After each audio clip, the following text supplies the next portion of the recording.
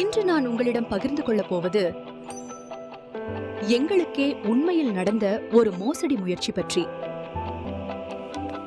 ஒரு நாள் என் அம்மாவுக்கு அறியாத ஒரு தொலைபேசி எண்ணிலிருந்து அழைப்பு வந்தது. அந்த நபர் உங்கள் வங்கிக் கணக்கில் தவறுதலாக 6000 ரூபாய் செலுத்தப்பட்டுள்ளது என்று கூறினார். அந்த பணத்தை உடனடியாக திருப்பி கொடுக்கவில்லை என்றால் போலீசுடன் வந்து சட்ட நடவடிக்கை எடுப்போம் என்று பயமுறுத்தினார். பின்னர் இன்னொரு நபர் அழைத்து தன்னை போலீஸ் அதிகாரி என்று கூறி அழுத்தம் கொடுத்தார். நினைவில் வையுங்கள், வங்கியும் போலீசும் தொலைபேசி மூலம் ஒருபோதும் பணம் கேட்க மாட்டார்கள். பயப்பட வேண்டாம், நீங்கள் கவலைப்பட வேண்டாம். நாம் அனைவரும் ஒன்றிணைந்து இந்த சூழ்நிலையை எதிர்கொள்ள வேண்டும். விதிகளை பின்பற்றினால் எல்லாம் சரியாகிவிடும். இந்த செய்தியை உங்கள் குடும்பத்தினருடன் பகிருங்கள். மோசடிகளிலிருந்து பாதுகாப்பாக இருங்கள்.